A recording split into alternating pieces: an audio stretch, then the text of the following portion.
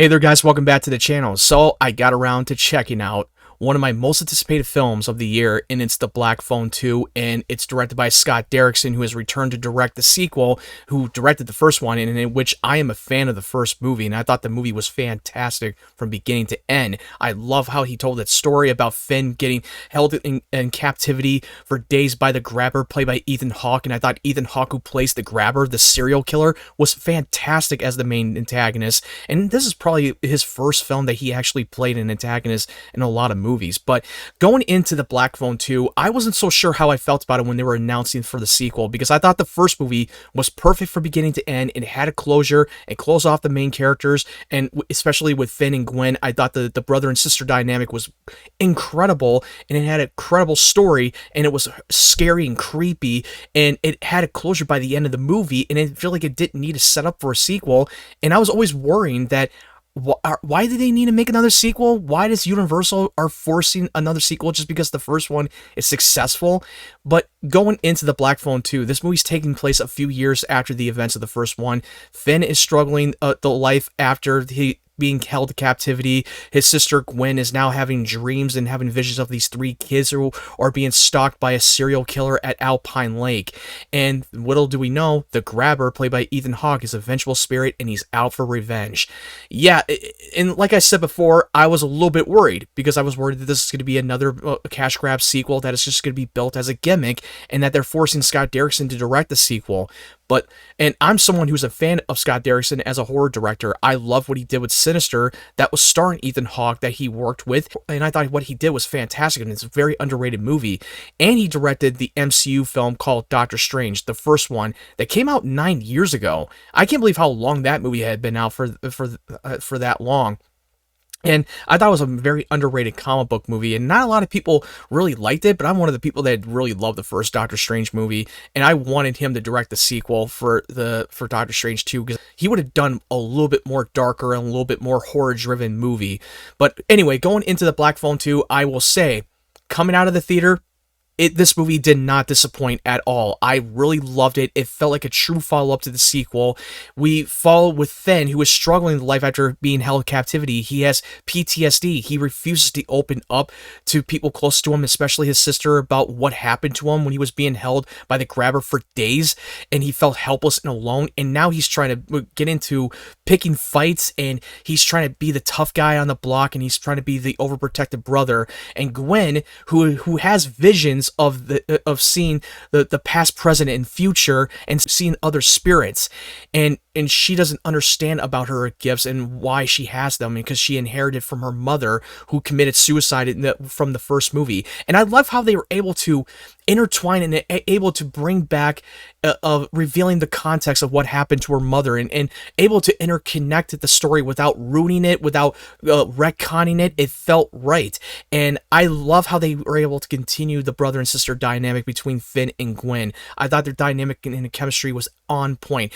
And the actress who was playing Gwen, she was the scene stealer. She had a lot more to do than she did in the first one. They were able to expand upon the whole mythology of her own gifts, and how she was able to go into the spiritual plane of view and then Scott Derrickson, the way he shoots it in 8mm sequence, kind of like he did in the previous movie, and he did the same thing in Sinister. That's his own visual storytelling, and I thought what he did was a great visual choice, and it felt like an old school early 80s horror movie.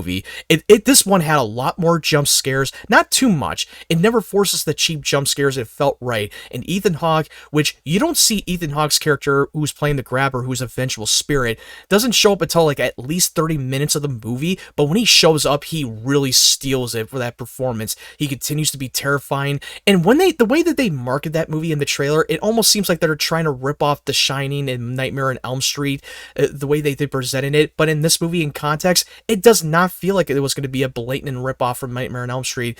People are going to be wondering, oh, this one character, Gwen, is now having dreams. If she dies in a dream, she dies for real type of thing. Yes and no, because she's the only one who is dreaming of these vengeful spirits, including the Grabber. and she's the only one who can really have control over it, and she doesn't fully understand it, and she's kind of afraid to embrace her gifts. She thinks that it's a curse. She thinks that she might end up like her mom, and I love how they were able to show the reveal of what really happened and give us a little bit more context of the flashback of the events of what happened to the mother. And I thought they did it so well. The humor stuck the landing and never felt forced. The body count, well, there's not a lot of body counts in the movie, but I thought that it was a lot more gorier than the first one, and it's a little bit more creepy and terrifying than the first movie. I thought the performances by Mason Thames, who's playing Finn, I thought he had a great part in the story. He never felt sidelined at all. He definitely served a purpose. He was coming off of the How to Train Your Dragon. He's starting to become a major star in a lot of these movies, because I believe that they were shooting the movie The Black Phone 2 and How to Train Your Dragon at the same time. I believe in it. I could be wrong. I thought the actress who played Gwen, Madeleine McGraw, is continuing to crush it on her performance. She deserves an Oscar. I know it's very too early to say, but she's a great, damn good child actress, and she's grown up so quickly. She's starting to come into her own, and she deserves to get a lot of good roles like this. She's incredible, and I thought the direction with Scott Derrickson was absolutely fantastic. There were a couple of characters that I did not like in the movie, and I won't say who. And the film felt a little bit too long, and that's only a couple of my negatives. But overall, this film is amazing. It's definitely one of my favorite movies of the year. I will say that The Black Phone 1 is the better movie, but this one, The Black Phone 2, definitely felt like a worthy sequel. Did not feel like it was built on a gimmick. Didn't feel like a cash grab, kind of like what they did with Universal and Blumhouse with Megan 2.0. This one felt very cohesive, very consistent to the first movie, and I thought the third act finale really brought it. It never felt anticlimactic at all.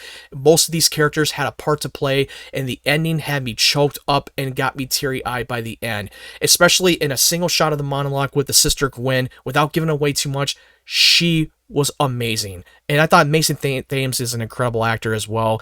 And I can't wait to see more of his roles, and I can't wait to see him continuing playing Hiccup in the live-action How to Train Your Dragon, because I thought he was incredible in that film. So I'm going to give the Black Phone 2 a 9.5 out of 10. This is another great horror film that we've had this year, and I wouldn't be surprised if we don't get another Black Phone movie. I'm not like in a hurry to have another one. I thought the film really closed off very well. It did definitely hit on a high note the way it should have, but you never know. If this movie makes money, Universal and Blumhouse will try to find some way to do another one, and maybe Scott Derrickson might do another one. I mean, you never know, but I still prefer Scott Derrickson to continue on doing another original horror projects, because that's what he's best at, and I think he's a great director and a great storyteller. But anyway, what did you think of The Black Phone 2? Have you seen it? Let me know your thoughts in the comment section below. Do I highly recommend you should rush out and see it in the theaters? Yes. If you really love the first Black Phone, you're going to love The Black Phone 2. If you like this review, make sure you hit that like button. If you're new to the channel, make sure you hit that subscribe button and turn on the bell notification so you know when my videos are up. And if you want to follow my social media platforms like TikTok, Twitter, and Instagram, the link tree will be down in the description down below. Anyway, thank you guys for watching. I hope you guys have a great day, great evening, wherever you're from, and stay tuned for more of my content.